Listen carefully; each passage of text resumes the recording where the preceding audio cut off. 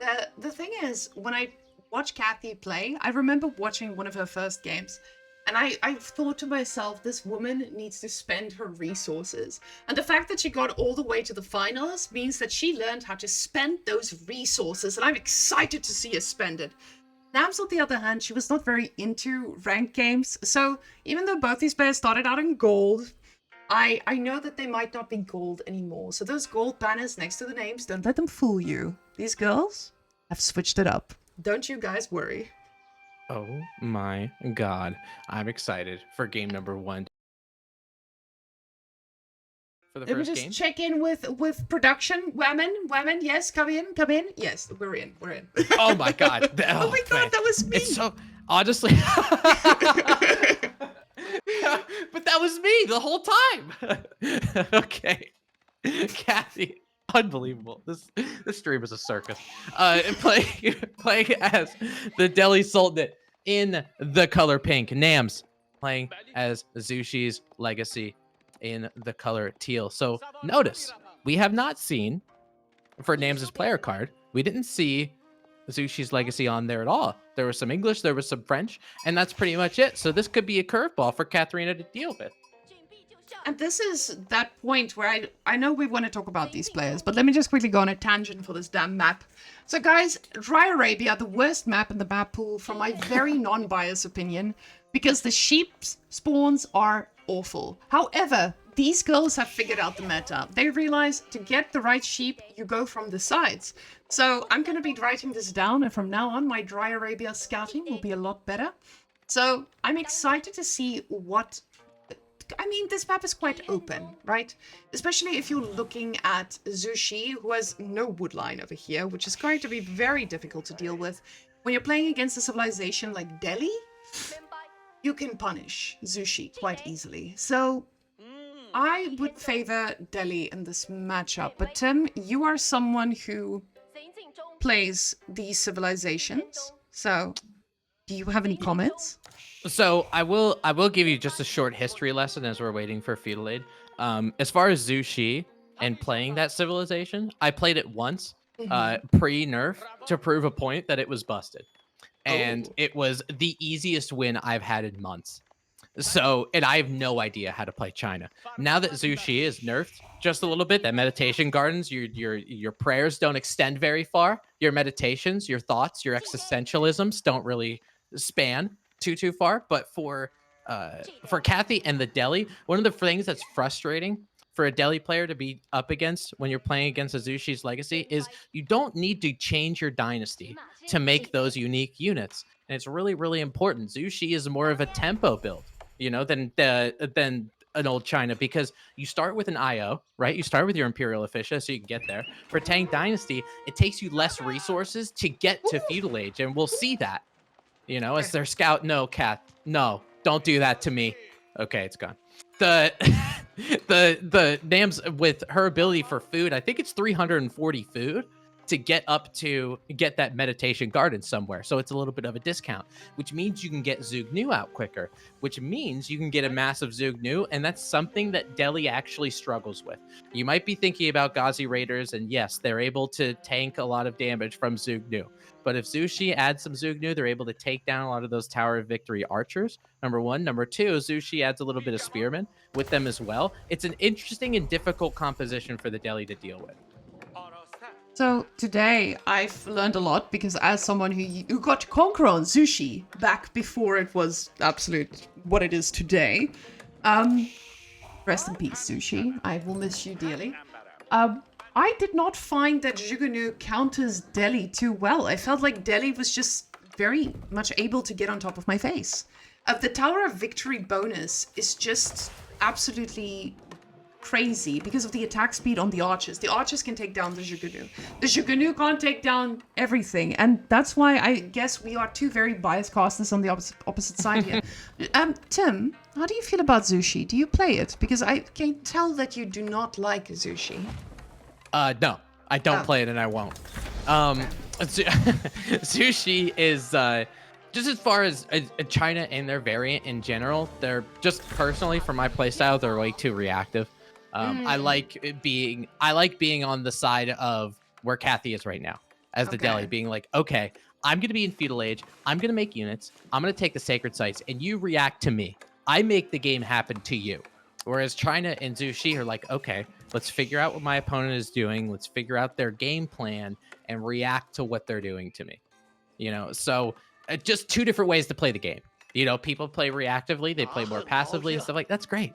That's great if you want to play the game like that. I just like taking the game to my opponent personally. Okay. Yeah, I can see that in your gameplay as well. This is why Tim always loses when he plays against me. He thinks he's in the driver's seat, and I like to make him think he's in the driver's seat. And then I just remind him that he's not when he tries to tower dive me. So, Tim, that was not a big jab at you. It was just a reminder that always being the aggressor is not always the answer, guys. It's okay to be peaceful and let the game play out. But NAMS, why are you floating all these reasons? Are we going fast castle? I think we might see it. I think we actually will. And the thing of it is, with Tang Dynasty, it means you can get that Castle Age landmark a little bit cheaper, number one. Number two, it means that, honestly, even with the meditation gardens, you're getting that little bit of food with the berries. You're getting a little bit of stone. You can see that little bit of stone trickle coming in. But the thing of it is, they hit Castle Age so quickly, and they're able to mass up some really, really good Castle Age units. You can use things like Palace Guards. You could use things like your own Knights. You can use things, of that particular variety. You can add Siege if you want to. So Zhu Xi, in terms of hitting Castle Age, they're one of the fastest to do it out here, and we're going to see that landmark drop pretty soon. Now, this is not something I think Kathiyeee is expecting. I don't know if she scouted this, but even if you scout it, it still feels like, oh, they're just going for Song Dynasty, right? So Kathiyeee might not know what's cooking. Kathiyeee might be in for a very big surprise. And I know from a lot of the experience that she's had in the Open League, there probably isn't a lot of Zhu Xi out there right now.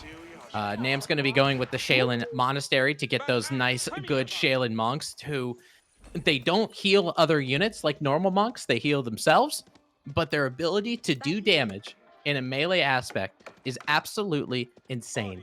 And their ranged, well, I want to say ranged armor, but their ability to deflect ranged projectiles because they cut that damage in half.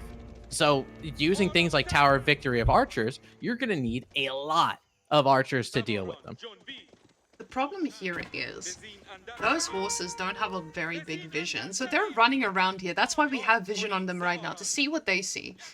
I don't know if she knows, but she's about to know. That thing's about to pop in like 3 seconds. And then, what is Kathiyeee gonna do? Kathiyeee realizes, uh-oh, what now? And this is the point where I ask, what now, Tim? What are you supposed to do in this scenario? Yeah, I mean, I'd try to head off the game too. But in this in this particular aspect, because it's a tournament, you got to give it your all against things like Shaolin monks and against things like those knights that she's going to be able to pump out really quickly. Though, let's take a look at one of those Shaolin monks. I know in terms of health, it's been a while. 170 health, they do a lot of damage, and take a look, if you can hover over just the statistics of it, their attack speed and what they can actually do in terms of damage dealing, they attack every 0.75 seconds. To put in perspective, the Onabugisho, one of the fastest attacking units, are every 0.9. So 0.75, they're able to rip through any kind of melee unit, especially things like Ghazi Raiders, because those Ghazi Raiders don't have any melee armor at all, and they attack rather slow. So she's going to be able to use these, get relics, essentially unopposed, because the only thing that Kathiyeee has is Ghazis. If you're going to be continuing to make feudal age units for the Delhi Sultanate against the Zhu Xi Fast Castle, I think it's a lesson in futility, because I don't think there's anything you can make right now that's going to do damage against these things. The problem that I foresee happening here is when you're playing Zhu Xi like this, you run out of food, because the unit she's making, Shaolin monks and knights, they're quite heavy on food. So she needs to go for these pocket resources. And the problem is she doesn't really have the units yet to defend this, but if they would escort them, that might be a very good idea. And we can see these food villagers being in a little bit of trouble. The Shaolin monks are snacking on these relics as well. But now the knight is, the lancer, is going to be looking for damage themselves. So let's see if this lancer can also get 2 villager kills. Yeah, and that's where it seems like both of these kind of offset.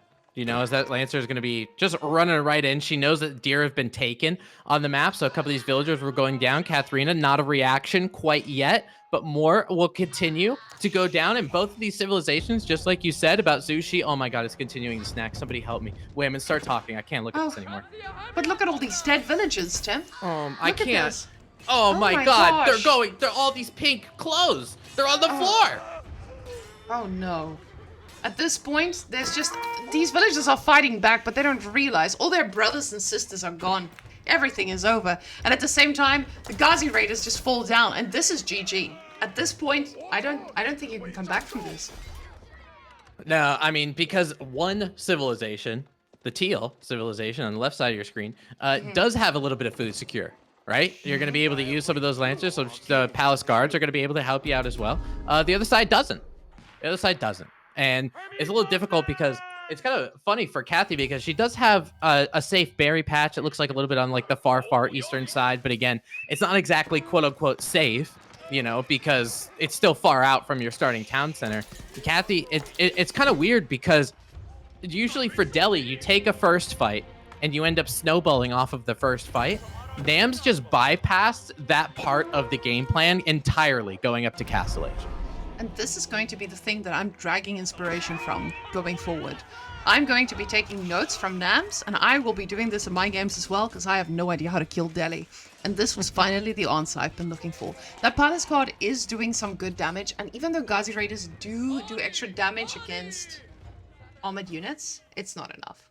One of them will go down, but NAMS is drowning in food at the moment. She's just like, let me eat this deer.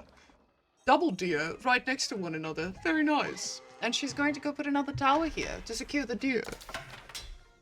Yeah, I mean, having that second patch right there and having, usually for if there's one stack of deer, I'll call it a patch. If two spawn next to each other, I call it an infestation because of how many deer there are here. There's 14 deer in a pretty good proximity, making sure that the towers that you have are going to be safe. You're going to be adding hand cannon slits to them, so they're going to be doing good damage to those Ghazi Raiders. And even though Kathiyeee does have a military advantage, you can see that count, 16-9. Army value pretty much the same because obviously these knights are rather expensive. The Shaylin Monks are rather expensive in the food regard. NAMS going to get counter-rated by Kathiyeee, doing some really good damage here. A lot of these villagers, they might not necessarily go down, but they're going to be incredibly weak. There's only 5 in that outpost, so more end up going down. NAM's going to be using some palace guards to try to help. However, that palace guard, not necessarily a DPS unit. That's that Ghazi unit that they love to try to snack on. And now NAMS is the person who's going to be void of food a little bit. Now the villager kill count just kind of equalized here, right? So this is now quite interesting for me to watch because we've been watching the Premier Division girls at the top until now, and you can definitely see the small mistakes that we see in Open Division. But I don't want to take away from how amazing they have been playing compared to what we saw at the beginning of the season. They have absolutely done so many amazing things. Like, for example, just getting outposts on your food sources is something that we never saw from players doing, and now they're automatically doing this, which is really, really good progress already. Now the Bald Boy is coming in to just make sure that this is a very fun fight to watch. Bald Boy, attack. And both of these... Yeah, he's just doing good work. Oh, and these villagers healing in, getting back in.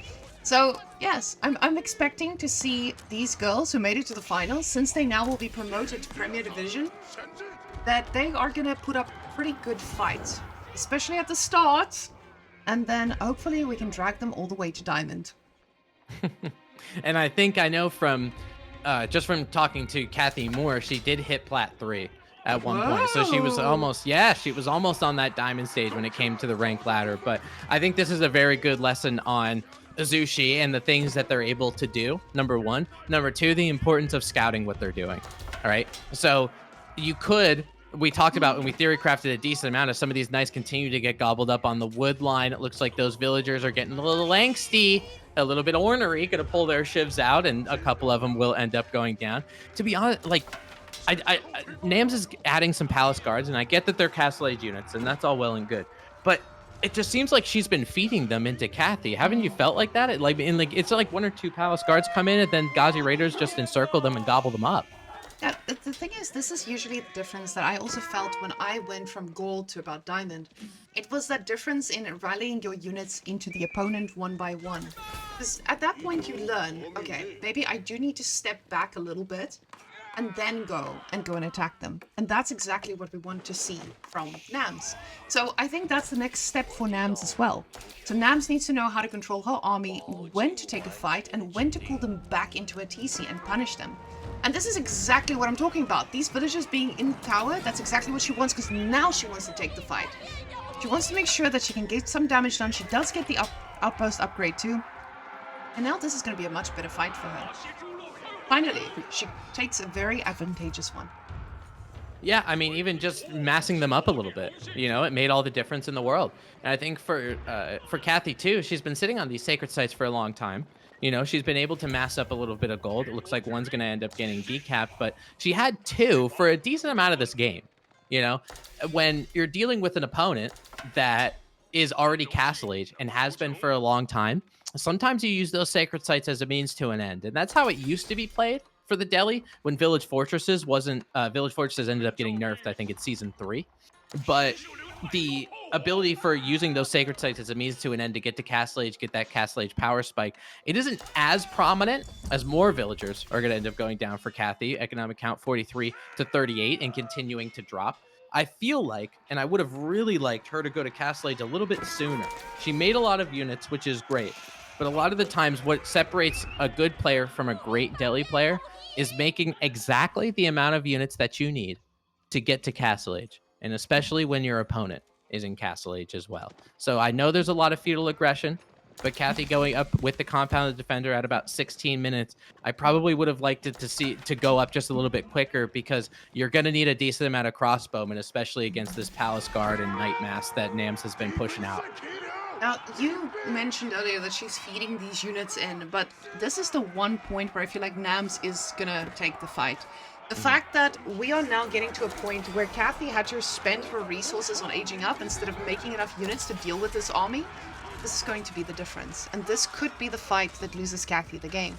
So she did bleed a lot of the villagers out, and this is going to contribute to the fact that she is not going to take this fight. Oh, and the Palace Guard, Castle Age Palace Guards are just shining right now. The bald boys are running in there, not a single hair on their head, just taking down everything they see. Yeah, that was a pretty tough fight for Kathiyeee, to be honest. She did hit Castle Age, so she will be able to get some of her technologies, obviously, but in terms of where she's going to go for food is an issue. For the Delhi, they hate farm transitioning. It ruins tempo, and Delhi's a tempo civ. So you really don't want to do that. She's going to start to add crossbowmen, which could be effective for her. I know she has 3 scholars. I'm not really sure where they are in terms of production, where they are in the buildings, but you got to plop one in an archery range to get as many crossbowmen as you can. Looks like those spearmen and palace guards still have free reign. A lot of these villagers, there's a villager caught in a different area code that ended up going down, but so many worker kills for NAMS right now. And because that she noticed, she has the game sense to know that Kathiyeee hit Castle Age. And for Delhi, again, you're Castle Age in name only. You don't have much of anything when it comes to that Castle Age prowess. So NAMS, this is her time to just run all of those units in and find some villagers to raid. And she did. 26 villagers total going down. That is an absolute massacre. And she's just waiting to do more. She knows Kathiyeee is hungry. She knows Kathiyeee is desperate for food. So she's just waiting around those food sources, ready to snack back.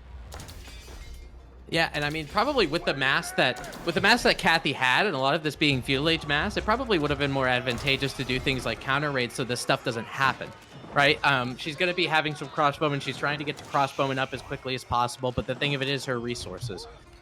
She's trying to get gold. She sent a lot of villagers over here. This is probably, if it's not all of her villagers, it's most of them at this point, trying to get gold. You could do things like, 24 out of her 26, and it keeps going down by the second. But a lot of these villagers end up going down. Now NAMS at about a 2-to-1 economic count. I think for this particular game, we're seeing a 1-0 NAMS.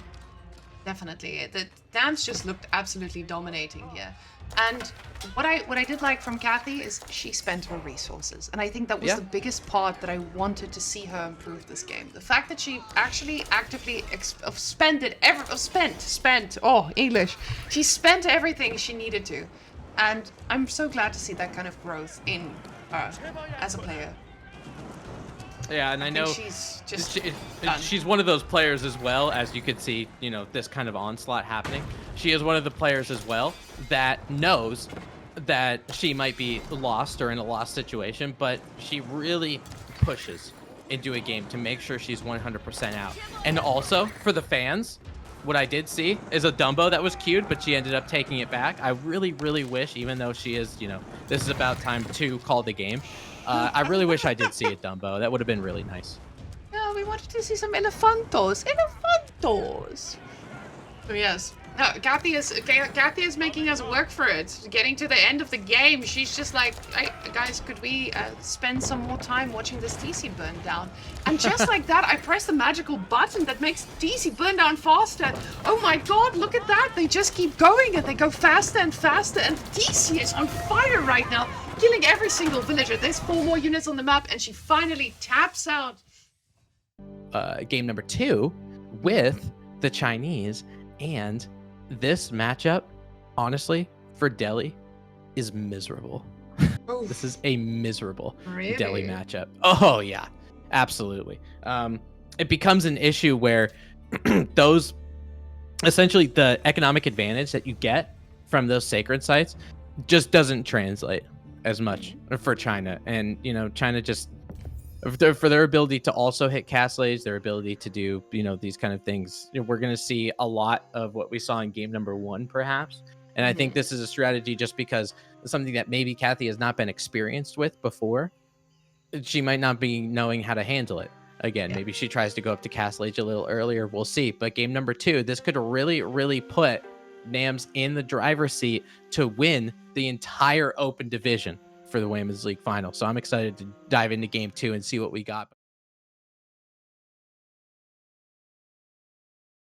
That's the transition that we're looking for. All right, game number 2 coming to your phone, monitor, screen, wherever you happen to be watching us. NAMS playing as the Chinese in the color teal, spawning on the southeastern side of the base. Kathiyeee is her opponent in this game number 2, playing as the Delhi Sultanate yet again, spawning on the northwestern side. And I'll be honest, Whamen, for Cliffside, I like Delhi a lot.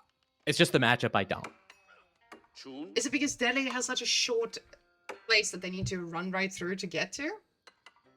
Yeah, it's pretty easy for the Delhi Sultanate to get to all of these points of interest, and also do things like raid at the same time. When you make the map, especially for Cliffside, when you make the map a little bit smaller, you know, when you make sure that your town center and your opponent's town center are a little bit closer together, it means those Gazis can get over there quicker, and mobility makes a big difference. You know, a lot of the times for the civs that might be a little bit slower, you know, it saves you time, but you can still get out of position. For a civilization like the Delhi, and you have things like Ghazi raiders, you're going to be able to get over there as quickly as possible, and you're going to be able to raid at different areas at one time because your transition and your ability, or I should say the distance to traverse, ends up being less. The one thing that I do like about the fact that they both chose berry civs is that you can be so greedy with your scout. This is just gonna allow you to snowball into the next stage and pull something spicy. So both of these civilizations going on berries allows them to just be so sneaky on what they do.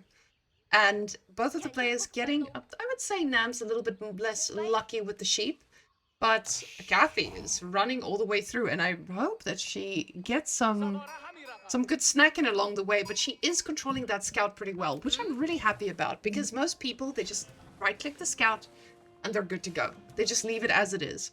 But I want us to take a closer look on the vision here. Oh, NAM's starting to clean up. She ran into a cluster, and she does know exactly where the resources are that she needs to go harass. What do you think of the spawn here? Are you okay with this forward situation going on from NAMS?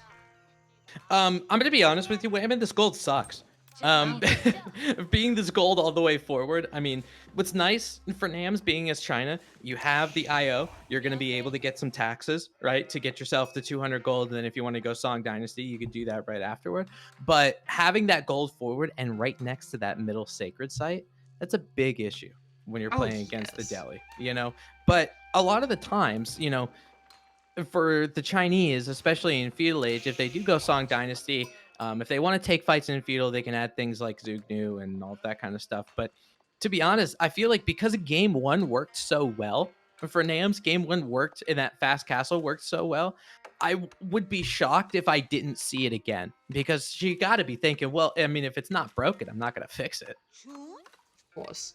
The thing is, when you're in a position where you know Delhi is going to be, you're already spooked, magooked right there. These guys, I feel like NAMS is the kind of person who would leave them on gold until that she can't get gold anymore. So I don't expect her to pull these off. I expect her to keep going with China, to keep getting the gold, because that's the one bad thing about China's units, is Zhiganu cost gold. Palace guards cost gold. So you're not in a position where you can make the units that you're actually good with without that gold control that you have. Yeah, so, I mean, you're absolutely right with the gold, and I think with China now it's a little bit different in terms of Zhu Shi, because with Zhu Shi you get that little bit of a discount trying to get your Castle Age upgrade, so you want to stay in Tang Dynasty. You don't want to add all of the landmarks and all that kind of stuff. For China, it's a little bit different. You can see her build is a little bit different. So she's at 400, 200 again. Her Song Dynasty build is actually impeccable, to be honest with you.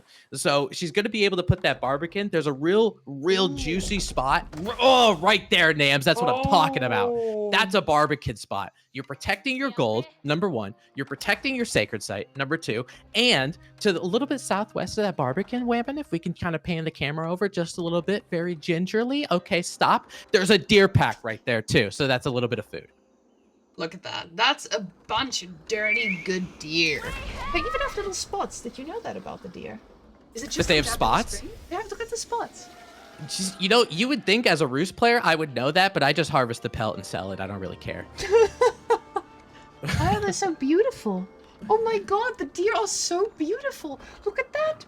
It's like a, in Afrikaans we say a takbok. It is like a, what is a takbok? In Twitch chat, do we have any Afrikaners in the chat? We need the buck with the antlers. What are those called? Wait, say it again? The buck or the deer? I don't know, the deer with the antlers. What you said in Afrikaans. A takbok. Oh, okay. Bless you. But yeah, I don't know. I have no idea what you were talking about. What you said. That was just a type of buck. I was trying to remember the name, but we don't have any Afrikaans people here. My goodness. No, we have people in chat asking what that even is. That's the South African language for Neo Blacksnecks, and I would also encourage you to try to get cultured every once in a while. Now, Chinese, going with the song Dynasty. Gonna be with that, just kidding, Neon. I hope you stay here. I love the fact that you're participating in the stream. So, with NAMS in Chinese going with a song Dynasty. Okay, going to be trying to, you really need to be dealing with, you know that Ghazi Raiders are going to be coming out. You saw Kathiyeee in game number 1, right? She went for Ghazi's first. I know that. She has a good teacher who actually taught her to do that. While NAMS on the other side, got to make sure you're getting a barracks. Got to make sure you're getting spearmen. And now that she's Song Dynasty, she will be adding maybe some archers to back her up a little bit. But you can tell just based on the difference of build. We talked about NAMS going fast castle in game 2 because she's playing as China, all that good stuff, like she played Zhu Shi. But this is not the same. Like, she is making barracks, she is making spearmen, she's using her resources, she's queuing up, you know, villagers, getting production buildings and the like. So this is going to see some feudal age Chinese shenanigans here. What do you think about the double blacksmith from Kathiyeee? Is this something you taught her as well? Yes, I did.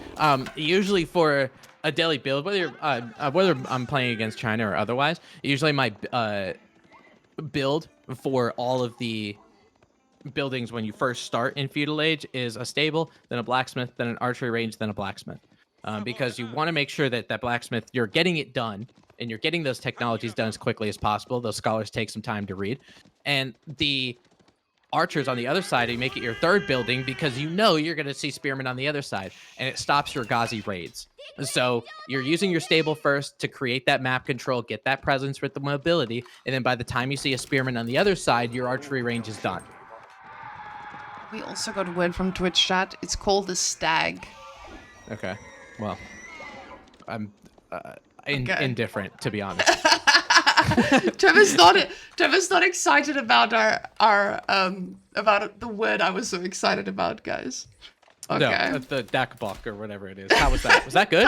Dakbok. Close enough.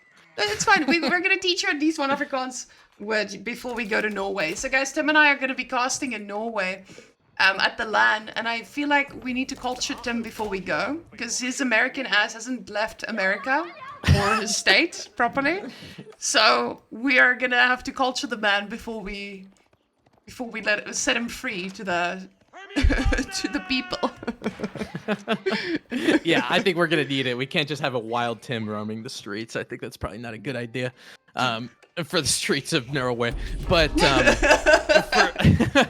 we're 8.5 minutes into the game. Let's talk about the game for a second. Huh? Okay, for a second. Okay, we're 8.5 minutes into the game. Okay, and Kathiyeee is just starting to capture her first sacred site. That northern sacred site is going to start to get captured. Kathiyeee does a really good job of building walls pretty much all the way around, and she does it in a nice little pentagonal shape, and I could appreciate that.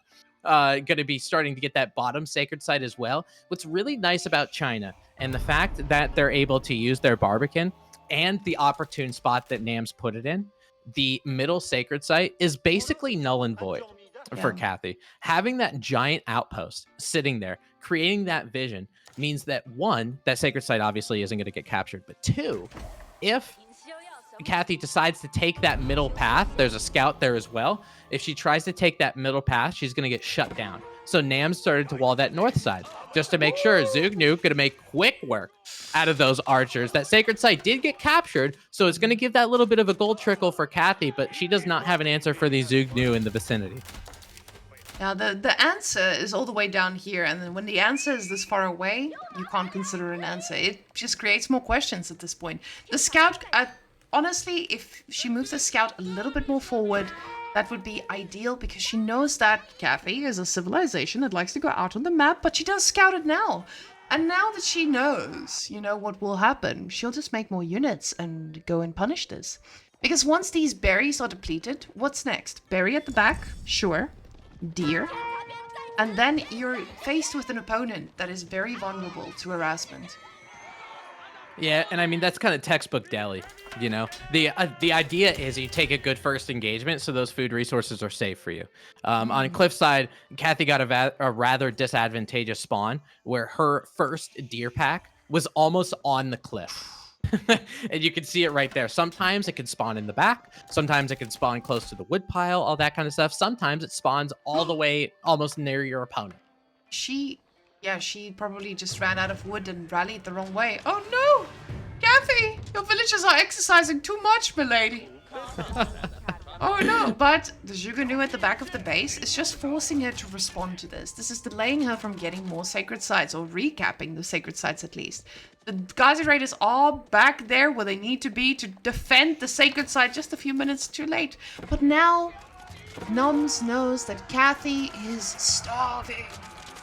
And she punishes this. And just like that, Kathiyeee losing, I think, about 9 villages here. 10 villages. Oh my god. This is already game right here. And you can see how quickly Zugnu, just anything light armor, you can see how quickly Zugnu just decimate them. I mean, being down 10 villagers like that and no villagers over there to pick any more pomegranates, it just means in terms of that food supply that Kathiyeee has, she's never going to be able to outmass NAMS. And that's the biggest problem, because for the Delhi in Feudal Age, they are the ones that are supposed to make more units than you. At this particular stage of the game, Kathiyeee should probably be at 50 units instead of 30. And a lot of that is because the food idle time, a lot of that was trying to get sacred sites. I think a decent amount of that was getting siege engineering rather quickly and getting some rams. I would much rather use the wood to make those rams. I would much rather be getting more archers to try to pick off some of these spearmen so your Zugnu can get home. But you're going to watch really quickly as this engagement comes in.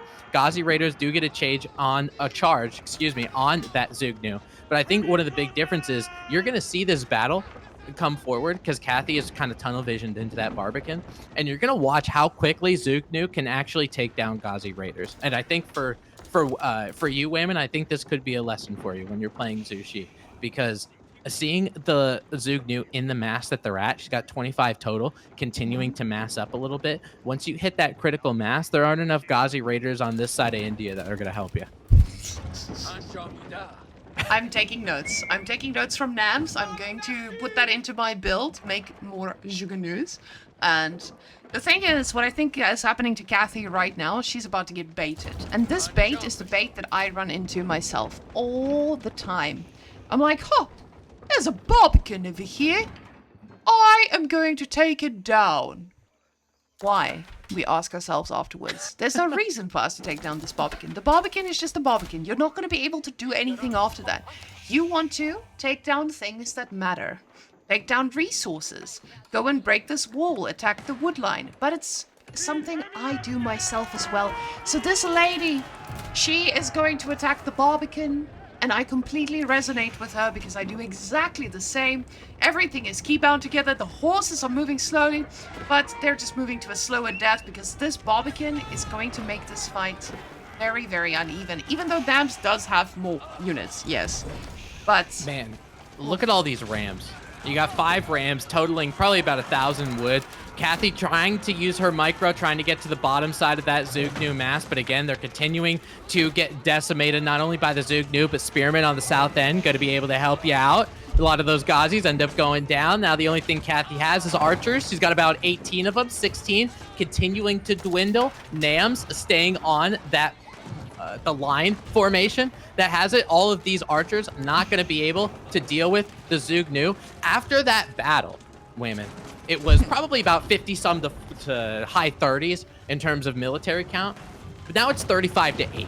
This is a rather convincing battle for NAMS. Kathiyeee did take down the Barbican. You know, we talked about taking the Barbican. The Barbican is down. It just looks like a little bit of a landmark, but at what cost? And the cost of it was game number 2.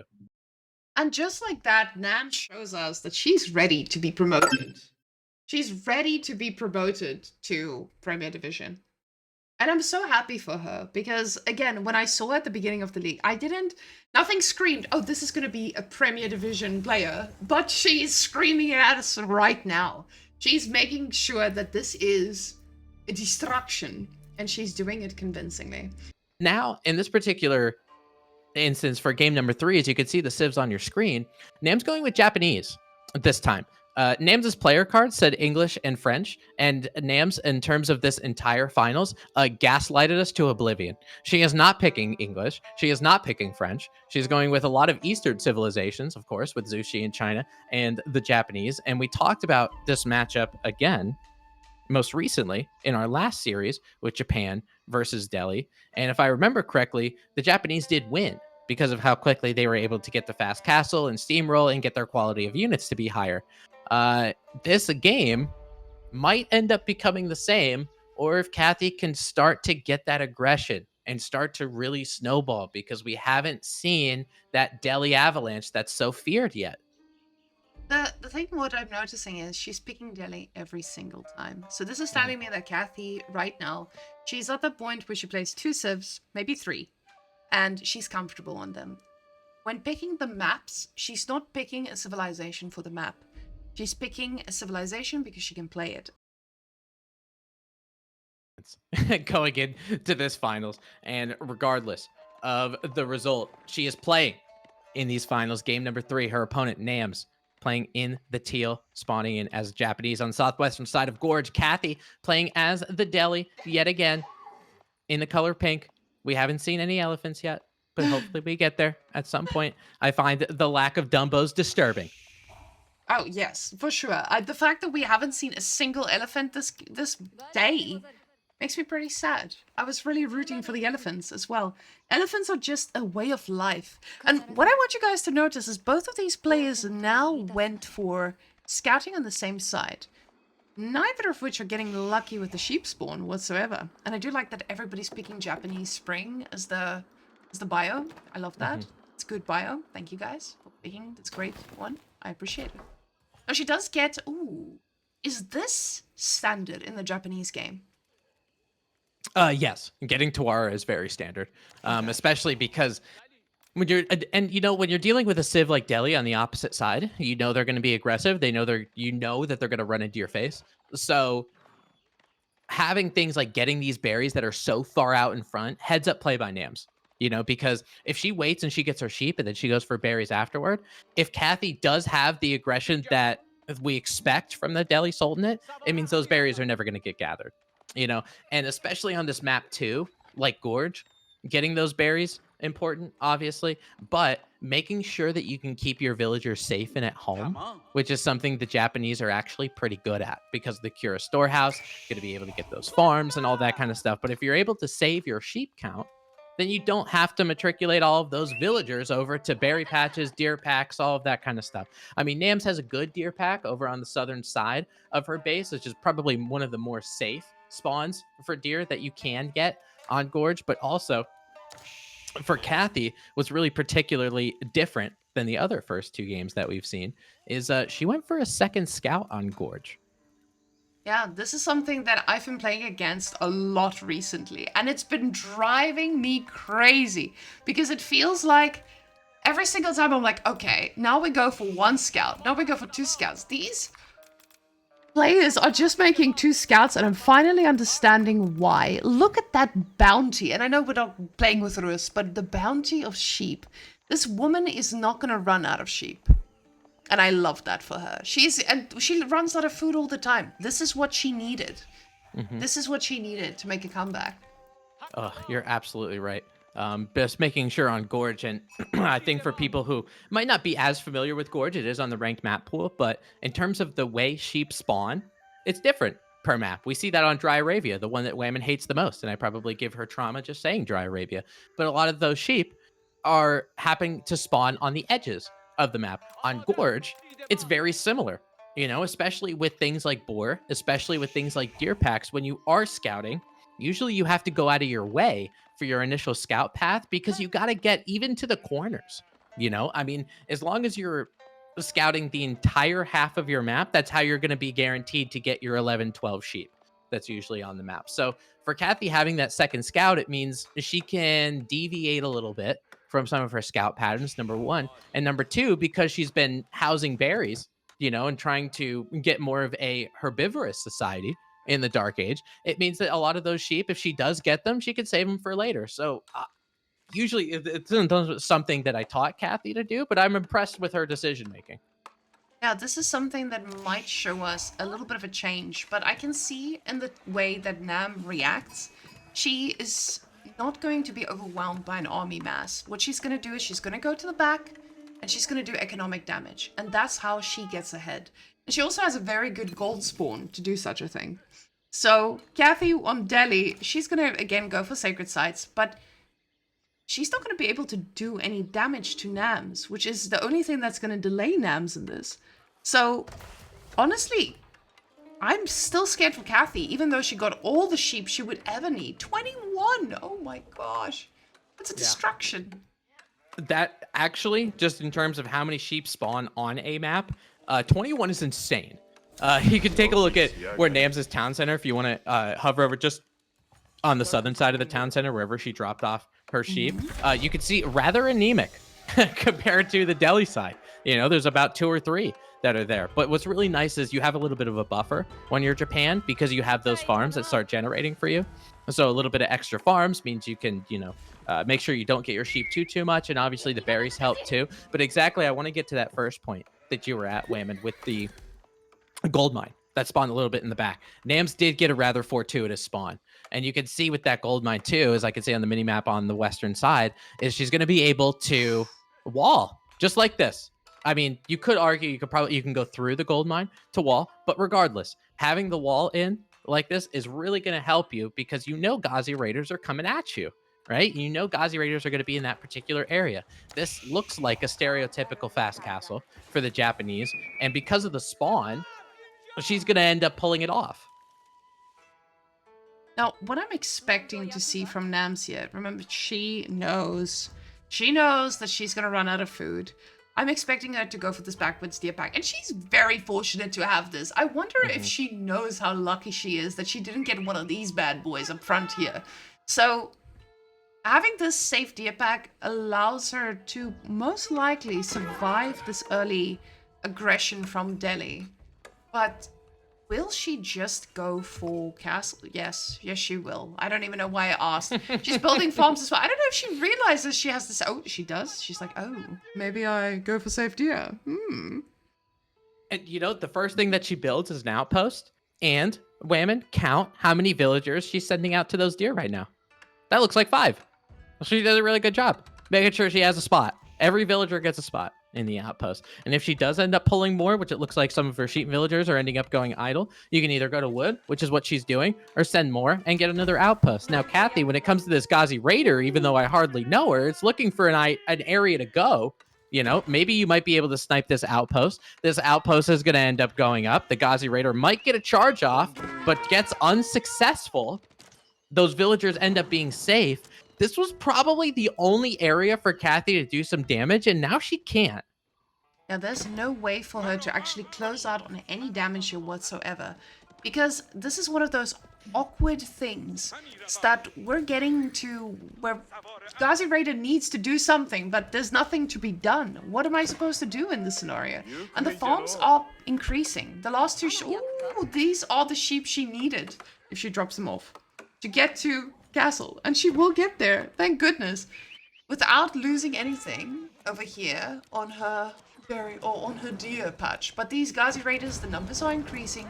So Kathiyeee should realize, I need to take this down. Yeah, I mean, it's probably the only place where you're going to be able to do some damage. I'm not sure 4 or 5 Ghazis are going to do it, especially with a lot of them that are injured. She lost 3 Ghazis to this outpost, and this outpost is going to start burning 4 Ghazis to this outpost, and she didn't get any damage done. So that's a lot of resources that are hitting the deck, and especially as the Delhi, it's that much more devastating, because if you pull those Ghazis back to a scholar, then you just end up healing them. So losing them, obviously, a scholar, as smart as they are, for how many books they read, they can't bring someone back from the dead. The weird thing for me in this scenario is that Kathiyeee is not going for the sacred sites now. This is the one thing she could do to stay in this game, but I think she's so focused on this tower that she's like, oh, I just have to deny this. And this is, again, something that will take her from plat to getting to diamond. She just needs to be able to multitask. Oh, and the outpost is doing some really good work. And now the TC firing back as well. The Ghazi Raiders are just taking too much damage. Now, where are those prelates? The prelate is coming in. He's going to go capture the first sacred site. Do we have another one? Not yet. Not going out yet. Yeah, I think for a lot of this, you're kind of hitting the nail on the head, Whamen, because a lot of this is just coming down to timings of things, you know? A lot of the times for sacred sites, you try to get up to, I don't know, like, you try to get some sacred sites starting to get captured at about 7:30.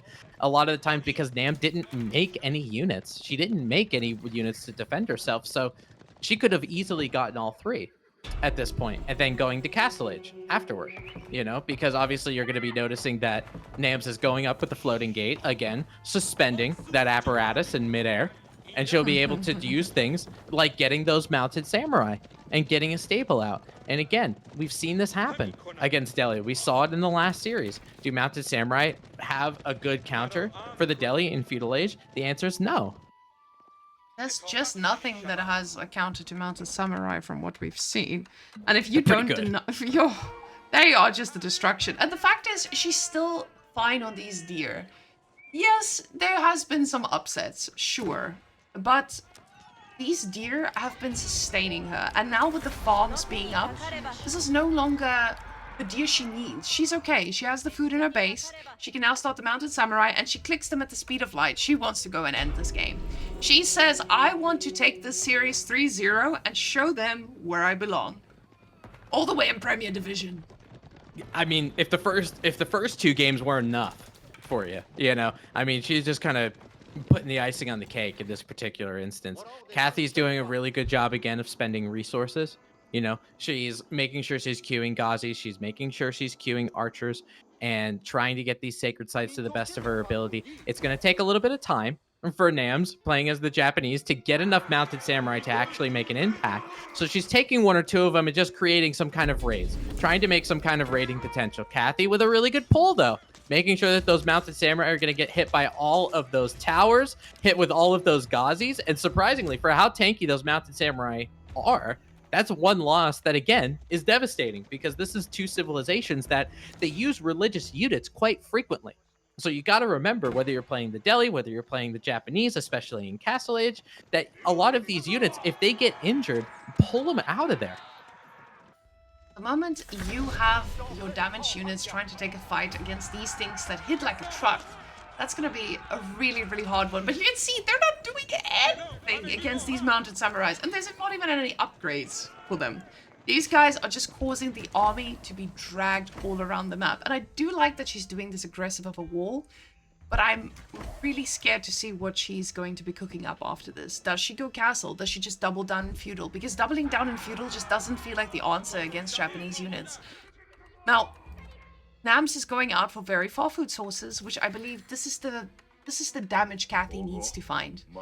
And the thing is, Kathiyeee still has a lot of sheep at home, so she can go castle and make units. But she's doing a great job at just delaying the recapping of these sacred sites. Yeah, I mean, just those little bit of walls, those little bit of palisades, even though they are a quote-unquote flimsy structure, it does take a lot of torches to take them down. You know, it just gives you enough time to not only protect your sacred sites, give you a little bit more time, give you a little extra gold trickle, but also it gives you time to react. You know, for those Ghazi Raiders, for how mobile they are, they still need a little bit of time. You know, you get that damage sensor going off, that one of your walls are getting torched down, so you can throw your Ghazis in that particular area. Now, Delhi and Kathiyeee looking to flood the Japanese. Again, quantity over quality, but she's getting hit with raids on the backside. NAMS on that back wood line, something that's not really easily raidable when you're playing on Gorge, but NAMS doing a good job of that. That mounted samurai might go down in the process, but she's retreating on the front end. These samurai might not be the best, even though they're Castle Age. Ghazis will be able to do a little bit of more damage, you know, obviously with that plus damage to heavy. So as long as NAMS is able to keep her economy afloat, she's able to maintain some sort of food production so she can keep making these expensive units, she will be okay. But these are the first, like, these 2 or 3 minutes, they mean so much to both of these players. And now losing these units, it is expensive. She doesn't have a lot of army to go around. We see it now, getting quite a bit lower. And she needs to put pressure. Oh my goodness, but look, Kathiyeee. Kathiyeee is realizing I need to go harass. But she just misclicks. But look at that.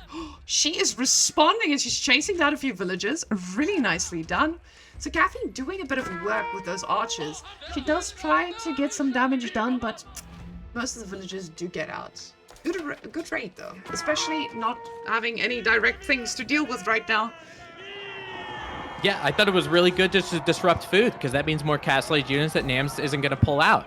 NAMS ended up pulling pretty much her entire army over here, right where these outposts are, where these berries are, where this deer is. And this is a very, very important spot for NAMS on the map. And you can see where some of these mounted samurai are going to be trying to deal with some of the Ghazi Raiders. Kathiyeee has 8 Ghazi Raiders in the queue right now. This is all about, for Kathiyeee, this is all about keeping up the pressure. And now a little bit of spearmen are going to be added in the mix. It looks like there's not that many archers. Kathiyee's starting to add spearmen of her own for the mounted samurai. So I really like her army composition change, but this is the matter of time now, Kath. Get your control groups. Make sure you're targeting those spearmen, because those Ghazi Raiders are going to go down really, really quickly. You might think they're a DPS unit. You might think they're really tanky, but overall, all of these Ghazi Raiders end up going down. There are some reinforcements that are again starting to move in from the north side, but more of them are going to end up going down. Again, trickle, trickle, and now we have a military count that's even.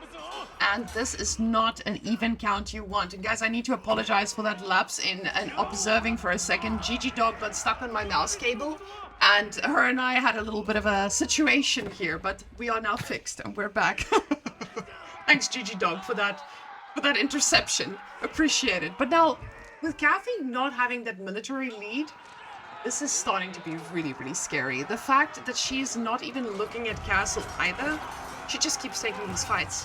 The thing is, it doesn't feel like she's not looking at castle. It feels like she's kind of trying to float some resources to go to castle, but at the same time making a few units. So she doesn't really know what the right response in this case should be.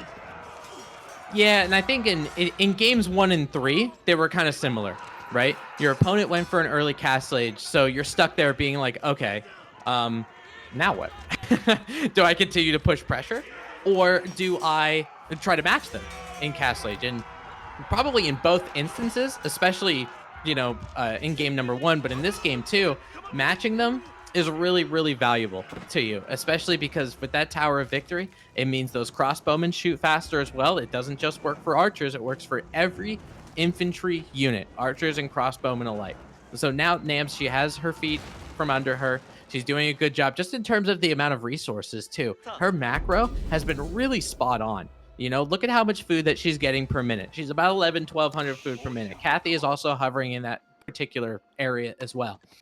But for NAMS, she has a really food-heavy macro. She's got Samurai, which are expensive. She's adding Onabukisha now, which are a little bit expensive. And she was doing her Mounted Samurai, of course, just to kind of set the tone. So she's doing a really good job now that she's in castle. Now that the danger has been kind of avoided, she's going to be able to really pack some pressure on where she was dealing with defense for the first 17 minutes. The funny thing is those Ghazi Raiders ran in there very convincingly. They thought, oh, we're going to run into the Berry Boys. And I think this villager running from here may have given them some information they didn't have before. And now this is where NAMS wants to attack because Kathiyeee is aging up. And this is maybe the time to go right for it. She is decapping, which is a really, really good move by NAMS. And at the same time, what NAMS has been doing consistently is attacking in more than one position.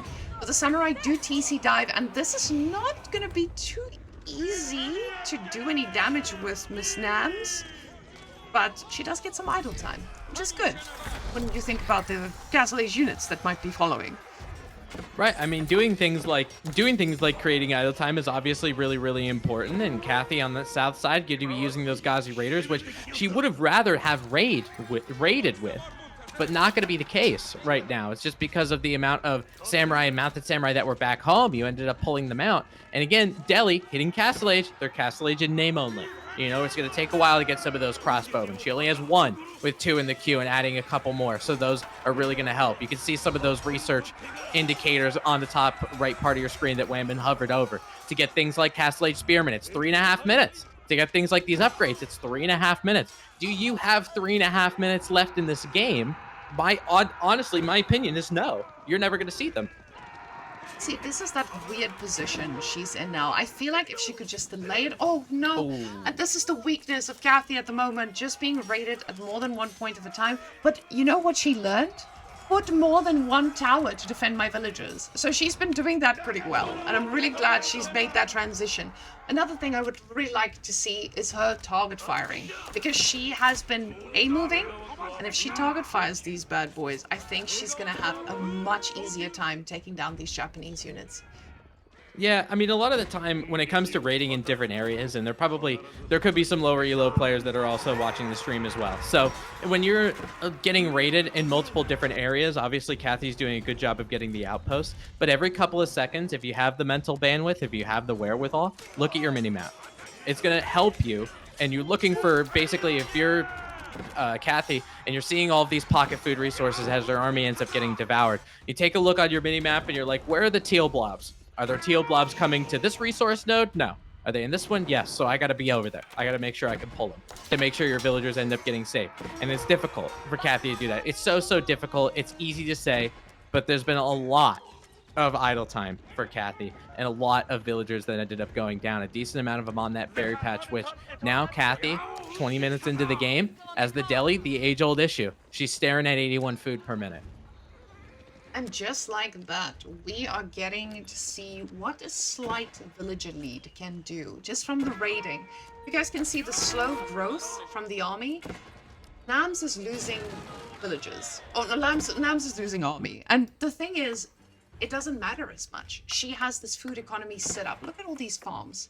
And even though Kathiyeee is holding on, and it's been looking okay, this is not the same outcome. This is a farming economy, unlimited food situation, where on the other side you have someone who's barely holding on and getting the food together. out on the map for food sources, and right now she's just losing everything. 24 villagers down total. This is a destruction at the point. And I feel like NAMS is about to clap this tournament as a 3-0 winner, gliding all the way to Premier Division. Yeah, I think this is the time when the wheels are starting to come off a little bit, Yeah. you know? And a lot of the times when you're playing as the deli, if you don't get that control and you're not able to really set the tone in Feudal Age, this is what happens to you, right? Because now when you think about going Compound of the Defender in Castle Age, you're thinking about putting villagers on stone because you want keeps, you want more villagers, and you're able to snowball from there. But you can't do that if you're down in military count, because you need all hands on deck to get the food and the wood and the gold to make sure you're getting enough units. And so if you don't get a lot of those units and take that advantage early in the game, getting a keep is a pipe dream. Oh, and I feel like she just doesn't have any place to go, and she realizes it. There's just nowhere to touch, nowhere to feel. She's out. And guys, that is going to be a 3-0 for our wonderful open division player. Our open division has now been concluded. GG's to NAMS and Kathiyeee. Guys, really good job with the growth that you guys have shown over the last few months. It's been absolutely insane.